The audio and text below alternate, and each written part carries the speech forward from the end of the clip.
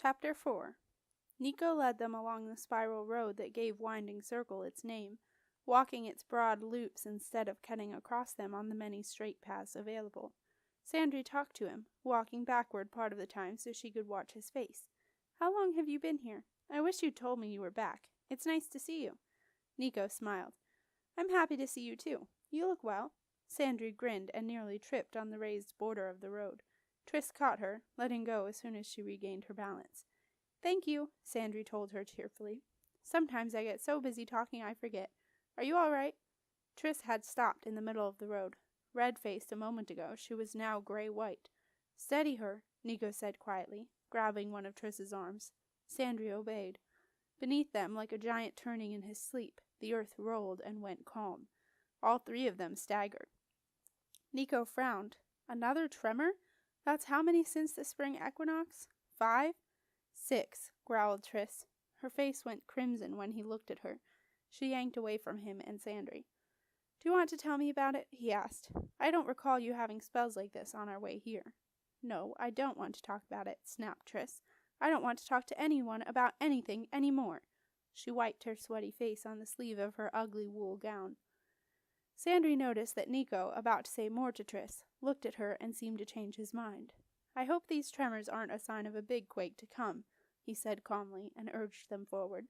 The girls shivered and drew the god's circle on their chests for protection. Leaving the road before they reached the temple's north entrance, Nico opened a small gate and led them down a path to a stone cottage. Framed by gardens, the house was neat and clean, the roof well thatched, the shutters and door painted dark green. On either side of the main building, the whitewashed stones supported additions. One was built of solid wood pierced by windows. The other was a wooden frame with sheer cloth screening its open sides. "Wonderful!" Sandry peered at that addition, curious. The cloth was thin enough for light to enter, but no insects. "I wonder how it's woven." "You may examine it later," Nico said. "Go in. This is Discipline, your new home." When they entered, a boy with coarse-cut black hair was sniffing dried herbs that hung in bunches near the hearth. Seeing the girls, he skipped back as if he'd been caught doing something that he shouldn't. "Good morning, Brier," Nico said. "I've brought you some housemates." The boy glared at them, his eyes a startling gray-green in his gold-brown face. "Oh, wonderful," he replied. "More girls." "It could be worse." The quiet, lilting voice came from a room to Tris's left. "It could be more boys." A tall black girl, dressed in a scarlet coat and leggings, emerged, carrying a wooden crate filled with possessions. Her face was round and calm, framed by a head full of short braids. She nodded to Nico, who smiled. "Deja!" Sandry grinned at her. It was good to see a familiar face. "You live here?" "Since yesterday," the other girl replied. "We're being punished all right," Tris muttered. How could she live with a traitor? "You have a problem with me, Cac?" Deja inquired, black eyes flashing. "Deja!" cried Sandry, shocked. Cac might be the word that traders used to mean non-traders, but it was also a very rude word. A tall woman in the dark green habit of an earth dedicate came in through a side door. Like Brier's, her skin was golden brown. She wore her curly black hair cut short, and her smile was genuinely welcoming. "Nico, more desperate criminals for us. They must be cleaning house down at the hub." "Dedicate Lark," said Nico. "I'd like you to meet Sandry and Tris." To the newcomers he added, "Lark and Dedicate Rosethorn are in charge of Discipline." "Welcome, both of you," Lark said, resting a strong hand on each girl's shoulder. "May you weave happy lives here." Sandry dipped a curtsy. Tris attempted to do the same, but wobbled and nearly fell over. The boy snorted, and Tris blushed. "This is Brier." Lark pointed to the boy, who scuffed a bare foot across the wood floor. He was taller than the new girls, dressed in sturdy breeches of plain brown cloth and a white shirt. Where his sleeves should have been, there were only ragged holes. He'd cut them off. Lark pointed to the trader. "And Deja." "We've met," Deja and Sandry chorused, and grinned at each other. "Here's my room," Brier announced flatly, going to an open door on Sandry's right. "I came here first, and I'm keeping it. You kids stay out." He disappeared inside. "Kids?" Sandry asked, puzzled. "Why is he talking about goats?" "Kid is thieves' cant for child," Lark said. "Now, there's another room on this floor." She glanced at the black girl. "Deja says she prefers one of the upstairs rooms. We have another spare room up there as well. Our own rooms? Tris asked, startled into speech. I thought this was a punishment place. It's for people who are ill at ease with the other Winding Circle children, Lark replied. Things go better here if our guests have rooms of their own. Tris glared at the boy's closed door. May I see the room upstairs? She asked, thinking, I want to be as far from him as possible. Come on, Deja said. I'll show you, merchant girl. Going to the back of the long main room, she climbed a steep and narrow stair. Tris followed her. Lark started to set the table near the kitchen hearth. Drifting toward the free downstairs room, Sandry kept an eye on Brier and Nico. The boy grabbed Nico, drawing him closer. Sandry entered the empty room and ducked behind the open door out of sight. She could hear Brier's hoarse whisper. It wasn't me nicked them things, Nico. If they told you I did. I know you didn't, replied the man, just as quietly. But knives, Brier? I need knives? You don't know what it's knives? Brier gave up. I want them, Nico said flatly. The boy stuttered, outraged. All of them, insisted the man. But it ain't safe, protested Brier. What if I have to defend myself? The knives, Brier. If you have them, you also have the temptation to use them. Now, if you please. Slouching, Brier left Nico, and Sandry tugged a braid, thinking about what she'd just heard. At last she shrugged. She didn't think Nico would put her any place where she would be in danger. That decided, she looked around at her new home. The room was plain and clean, its walls covered with a coat of whitewash. The bed, night table, stool, and wardrobe were all roughly made, but sturdy. The desk was slightly better, as was the chair in front of it. The front window gave her a view of the path to the door and the spiral road beyond. Going to the window in her side wall, she looked out. This view was of the inside of the wooden frame addition, the one with cloth screens. Long poles braced shutters against the ceiling to open the sides of the place. A workroom, it contained a pair of long tables, a big spinning wheel and a smaller one, and a pair of hanging looms. Baskets on the floor held bundles of dyed and undyed wool, as well as spools and balls of spun wool, flax, cotton, and silk. Near the back wall stood a large floor loom. On its web hung a shimmering cloth, its design not quite visible to her straining eyes. Lark weaves, she thought, excited. She could teach me to. Her spirits fell. She was Sanderline Fatorin, an heiress who was kin to royalty in 2 countries. No one had ever let her weave, or even handle wool, cotton, or flax. Skills she might touch, but even Parisi had said that she spent more time at needlework than was proper. Ladies were supposed to like embroidery only for a few hours, not all of the time. Dedicate Quayle at Pearl Cup Dormitory had lectured her on the condition of her fingers, from near constant needlework, and sentenced her to 3 nights of sleeping with hands wrapped in salve and cotton. Maybe Lark will be different, she thought, with very little hope. Maybe. Tris stuck her head through the long window of the empty room upstairs. Below, past the solid woodshed at the side of the first story, was a garden that cupped the back and sides of the house. A figure in a green habit knelt between rows of plants. The girl made a face. She hoped that no one was going to expect her to garden. She hated dirt. Beyond the garden lay grapevines, which meant bees, another thing to avoid. Beyond that, her eyes met the wall that encircled the temple community. Built solidly of gray stone, it rose 20 feet into the air. There were stairs that led to the top, narrow ones, spaced every 200 yards on the wall. Every 400 yards, a small and solid tower rose above the upper walkway. Tris blinked. Someone who climbed to the top of the wall would be inside any storm that passed. The winds would strike purely coming in from seas or fields, with no streets and buildings to catch them and draw out their strength. A city girl, she had always known that the air she felt, even on rooftops, had its teeth drawn, as it passed over encircling walls to pick up all the smells of busy humans, not land, sea, or rock. Looking down, she smiled. The roof of the shed under her window was easy to reach. The ground wouldn't be too far below that. You want it? Asked the trader from the door. The other's fine for me if you like this one. I don't mind.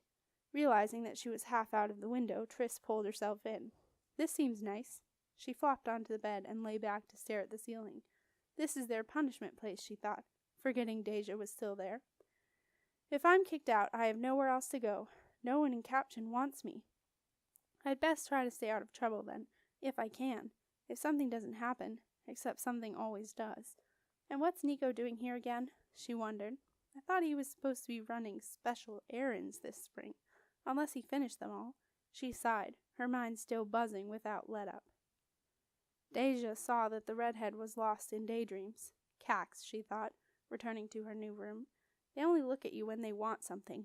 She ran an affectionate hand over the box, her suraku, at the foot of her cot, with the kisubo mark stamped deep into the leather on all sides. No matter where she put it, she knew she was home. It had served her all the way to Winding Circle. Gently, Deja rubbed the kisubo imprint with a finger. If I fail here, where can I go?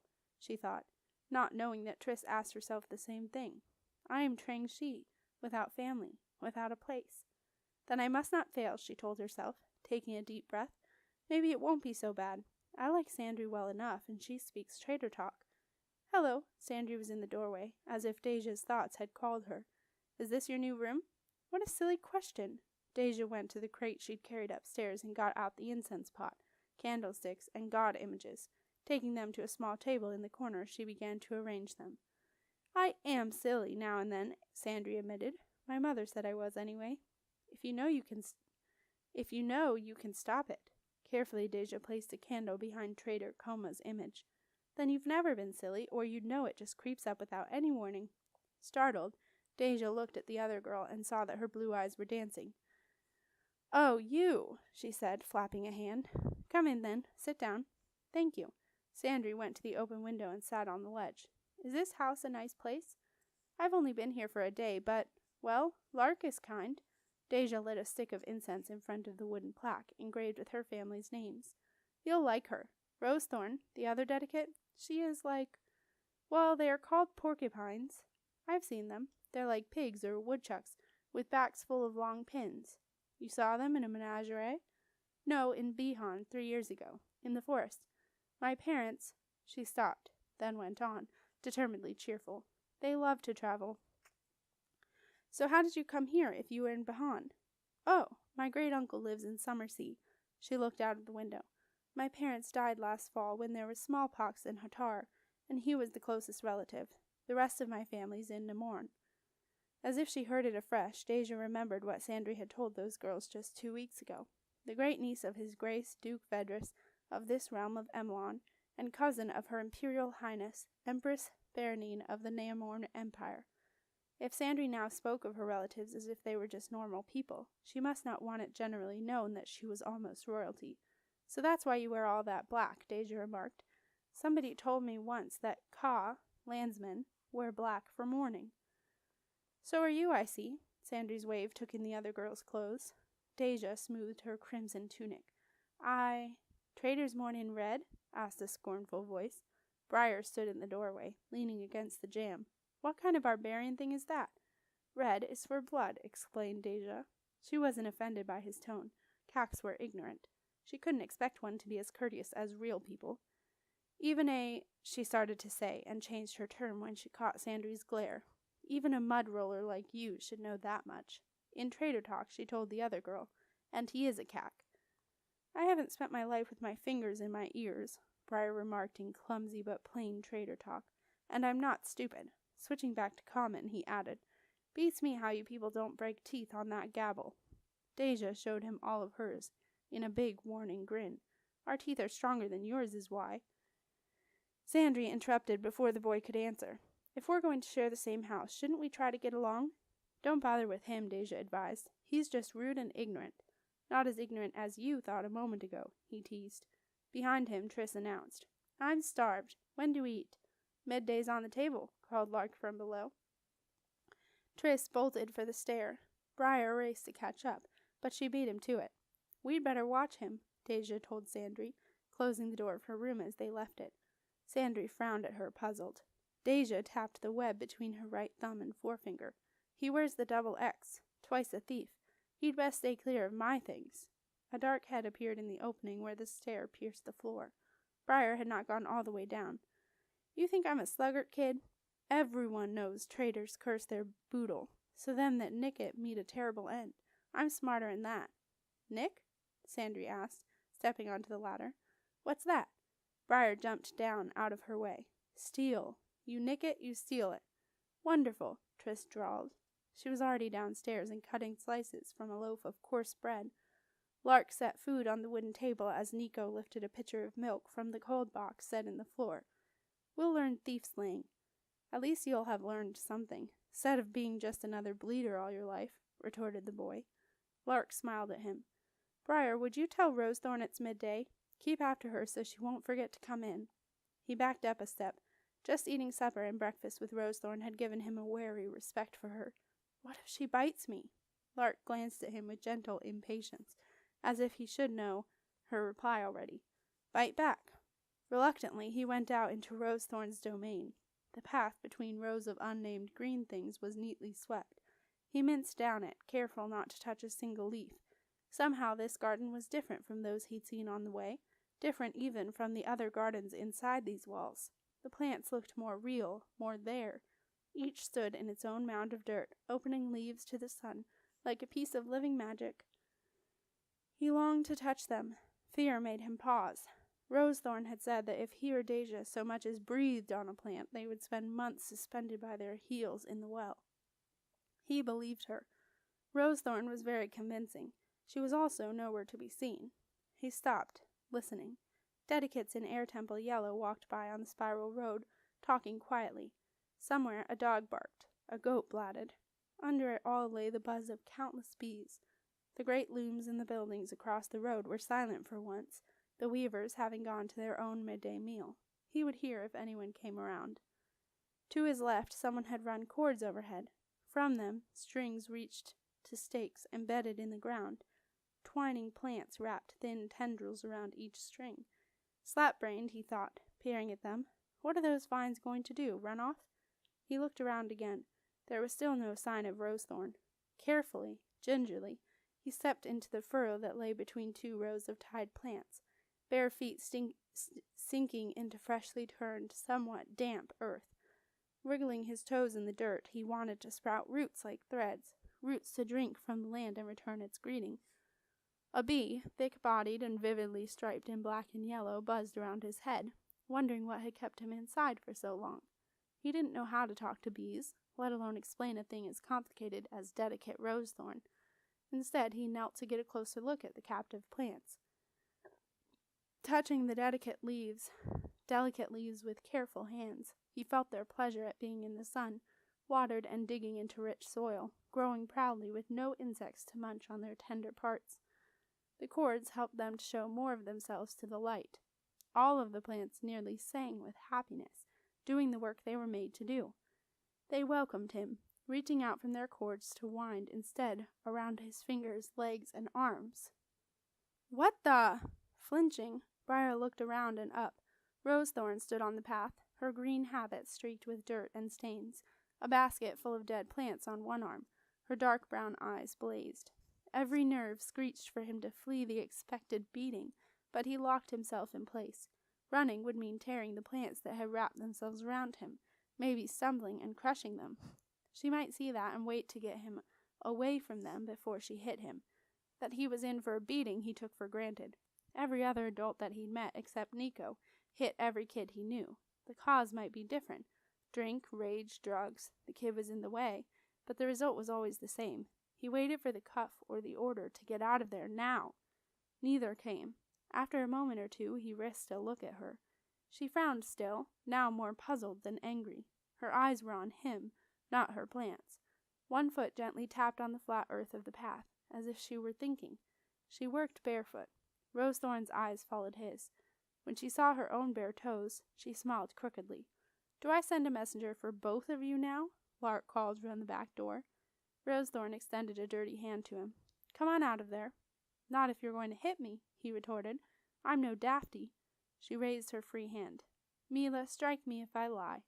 His faith in gods was not strong, but Mila was her goddess, after all, the one she'd given up a normal life for. Just as he was about to stand, he saw the trick. "You'll hang me in the well." Rosethorn sighed. That foot tapped again, impatient now. "No, I won't. I water this garden with what's in there. I'm not about to poison it." This made sense. Carefully, Brier tried to rise. The plants tightened their hold on their new friend. "Stop that, you," Rosethorn muttered, waving a hand at the vines. "You know better. Behave." Tendrils released his arms and ankles, returning to the strings that guided them to the sun. When Brier was free, he stepped onto the path, cringing when the dedicate reached out and gripped his chin in a firm and dirty hold. This close, he saw that she was a hand's length taller than his own 5 feet of height. About 30, she had broad shoulders, long legs, and a square, firm jaw. Her auburn hair was trimmed close to her head on the sides, and parted neatly on the left. She'd said little the day before to him or to Deja, except to threaten them with regard to her garden. Now she searched his eyes for something. He wasn't sure what. At last she let him go and stalked toward the house. Reaching the well, she drew a bucket full of water. "Come on, boy," she called, seeing that he hadn't moved. "Let's wash up." The large wooden table had been pulled out from the wall. Benches, their legs hinged so they could be folded and stored under the table, were set on its long sides, while stools were placed at both ends. Nico shared a bench with Deja and Sandry. It was clear that Lark and Rosethorn were expected to use the stools. In her eagerness to put the table between her and the traitor, Tris found that she now shared a bench with Brier. He returned her glare with one of his own. They scooted as far apart as they could. Lark and Rosethorn crossed their wrists, laying their palms flat on their shoulders, and asked the gods to bless their meal. When they were done, the adults began to pass dishes of food around the table. "I can't wait till the vegetables start coming in," said Rosethorn with a sigh, "especially the tomatoes." "What are those?" Sandry asked. "Vegetables," Rosethorn said briskly, helping herself to bread and handing the plate to Brier. "Brought from the far side of the endless sea." The boy grabbed 3 slices and shoved the plate toward Tris. "Rosethorn's the only gardener to grow them successfully on this side of the endless so far," Nico told Tris and Sandry. "Dedicate Crane is trying to grow them in his greenhouse." Rosethorn made greenhouse sound like midden. "So far he's failing." She smiled very sweetly. "What's a greenhouse?" asked Brier. He drizzled olive oil and aromatic vinegar over his bread. It was a habit to soften bread first, after he had once lost a baby tooth on crust. Here, where the bread was soft, oil and vinegar added flavor. Rosethorn watched him. "A greenhouse is a building made all of glass." "All glass?" whispered Deja, brown eyes huge. "But that's expensive." "And foolish. Crane thinks he can make fruits and vegetables grow out of season in his—" "And he can," Rosethorn added hurriedly, when Lark glared at her. "They just don't taste like much, and he can't grow tomatoes at all." Brier looked down so no one could see the interest in his eyes. So Nico had been telling the truth, and they did grow plants inside a building here. He wondered how soon he might be able to slip away to see this marvel for himself. Lark turned to Nico and asked, "How long are you with us this time?" "At least through the winter." He sipped a cup of milk. "His Grace the Duke has asked me to look at the harbor lighthouses, and the Temple Council has a few chores for me. I'm to freshen the crystals in the seeing place for one, and there's research I need to do in the libraries." Looking at Tris, he said, "Once I start that, you might like to come along and let me introduce you to the librarians." Tris looked at her plate. On the trip from Captain, he had told her about Winding Circle's libraries, famed throughout the countries around the Pebbled Sea and beyond. The offer was very tempting. If the librarians knew her, they might steer her to the more interesting books. "Nico, you are not a dedicate?" Deja asked. "I thought you must be sealed to this temple, since you come here all the time." Rosethorn cackled. "He's no dedicate. That would mean he'd have to stay in one place. He's a mage, as rootless as a dandelion seed drifting on the wind." Brier and Tris stared at the man who had brought them. Sandry and Deja kept their eyes on their food. "How else can I see everything I wish to see?" he replied. To Brier and Tris he added, "Yes, I'm a mage. Beyond that, I'm a treasure hunter. I'm here for now, which is all that really matters." With that, they ate their meal in silence. Despite the fact that he devoured more than anyone else, Brier was the first to finish. He started to get up. Rosethorn put a hand on his arm. "Down, boy," she told him. "You asked to be excused from the table, remember? And wait until Lark gives permission." That hand pressed down. For a small woman, she's strong, he thought with admiration. He sat again. "Can I be excused?" "No. Listen, you four," Rosethorn said. "While you're here, address problems or questions or needs to Lark. She likes children. The Green Man alone knows why." "I don't like children in my garden. Not without my say-so, anyway," she added with a glance at Brier. "Play somewhere else. Tell Lark where you go, always. Me you leave alone. And that workshop on the side of the house, the one that's mostly wood, that's mine, too. Touch anything in there and you will die the worst death I can invent." She looked at each child in turn, then smiled, showing teeth. "I'm glad we had this little talk." Placing her napkin beside her plate, Rosethorn went outside. For a moment there was silence. Then Lark said, "Her bark is worse than her bite." "But her bite's poisonous," muttered Deja. "Just with the bark you die slow," added Tris. They grinned, then remembered the merchants and traders disliked each other and turned away. "Dedicate Lark," a voice called through the front door. "I have boxes from the girls' dormitories for your boarders." "One moment," Lark called. "Brier and Deja, as senior guests, will you clean up, please? Once Sandry and Tris are settled, we'll do a schedule of chores, so no one gets stuck with the same tasks all the time." Nico hastily folded his napkin and got to his feet. "I'll see everyone later," he said, and followed Rosethorn out. Lark chuckled. "He thinks he'd get snagged for moving duty. He only does what he wants to, our Nico." Rising, she went to the front door. As Deja started to gather the dishes, Sandry leaned over the table to grab Brier's sleeve and Tris's. Halted from leaving the table, they stared at her. "Nico brought you both here?" asked Sandry. "So?" demanded Tris, peeling the girl's finger off her sleeve. "What if he did? It doesn't mean he owns me or anything." She stomped across the floor on her way to claim her boxes from the cart. Sandry turned her blue eyes on Brier. "He brought you?" He shook her off. "I don't like nosy bags," he snapped. Grabbing a bucket, he went out to the well. "Well, if Nico's a mage, at least I know how he managed to find me in the middle of the pebbled sea," remarked Deja in trader talk. "I was hidden by magic," Sandry replied in the same language. "So he found you, and he found me, and then he brought us here. Why?" Deja shrugged. "Mimanders have their own reasons for everything they do," she replied. "I'm guessing that mages who aren't traders are the same. Forget it. You'll just give yourself a nosebleed if you think about it too hard." Sandry touched her small nose, then shook her head and went to get her belongings. Her things set up in her new room, Tris hung partway out of her window, trying to see the clouds. The morning storms had passed, but the sky was far from clear. The wind shifted, bringing unfamiliar voices to her ears. "Know how chancy divination is?" It sounded like Nico. "These images are too diffuse. There aren't enough of them. From their scarcity, I'd hazard that they are about a possible future event, not one that is probable. We should be able to tell." This voice was not at all familiar. "If we keep trying." Tris wiped her forehead on her sleeve. If crazy people heard voices, why did hers make sense? She'd read about madness. Voices told the insane that they were gods, or that the neighbors planned to murder them. Her voices always had real conversations, and wasn't divination a word for telling the future? "You must do your best," Tris winced. How did Moonstream become one of her mad voices? "Tell me of any change, and let's prepare for a quake. Tris?" She gasped and nearly fell out of the window. Small hands gripped her skirt and hauled her back into the room.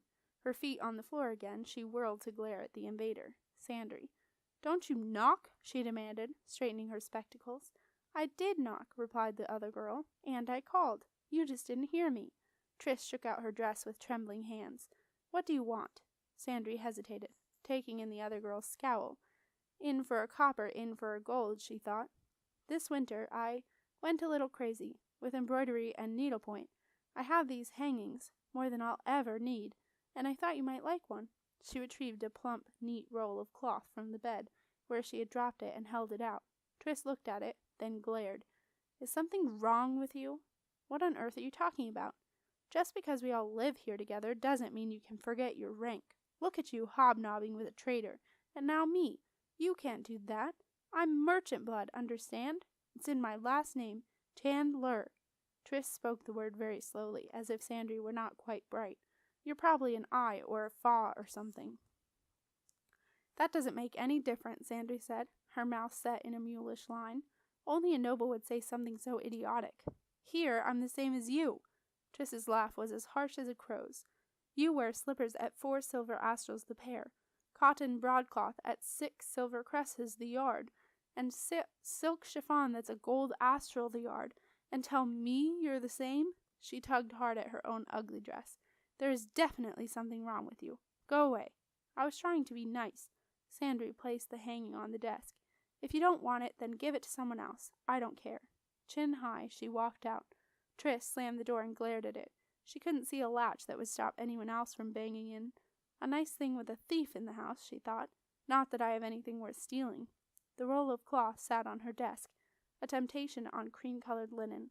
"She thinks I'm stupid enough to believe her," thought Tris, She thinks people never pretend to be my friend anymore. Curious, she spread the hanging out.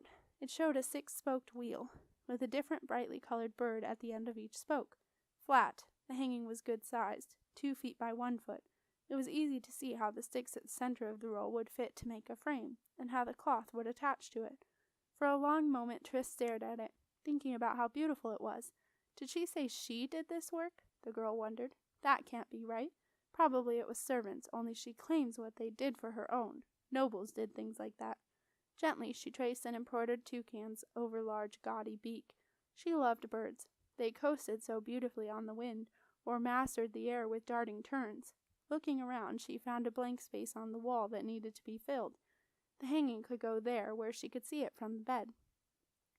If she wants it back, I can tell her she gave it, and I'm keeping it, Tris thought fiercely. That will teach. What had Honored Moonstream called her? Lady Sandry. Deja, carrying her staff, followed Sandry downstairs. No one else was in the main room by that time. I take it you heard, Sandry remarked with a crooked smile. Plumping herself on the bottom riser, she put her chin on her hands. Not all 9-finger girls have hatchets, she said in trader talk. Some of us just try to have a conversation with the snapping turtle. She is right, you know, Deja told her in the same language. You should keep to your own kind, not try to make friends with traders and mean girls with red hair. The other girls sighed. Not you too. No, my mind's made up. I'll make friends with whomever I want, so there. I just need more uvumi. Patience? Why? Why keep trying? Asked Deja, surprised. Another noble would have smacked her for what she said. Any other noble never would have bothered with me, either. Sandry made a face. If I lived like that, I never would have any friends. See, it was my parents. They traveled all the time instead of tending their lands and being in attendance at someone's court. The nobles we visited thought maybe children would get funny ideas from me, so they said theirs were always in the country, or in the city, or sick with something. So you had to make friends with traders and commoners? Deja shook her head, whistling silently. That is strange. It was hard. Commoners and traders don't exactly fall over themselves to be friends with nobles, if you haven't noticed. I just learned patience, like I said. Uvumi. She grinned up at Deja. The black girl shook her head.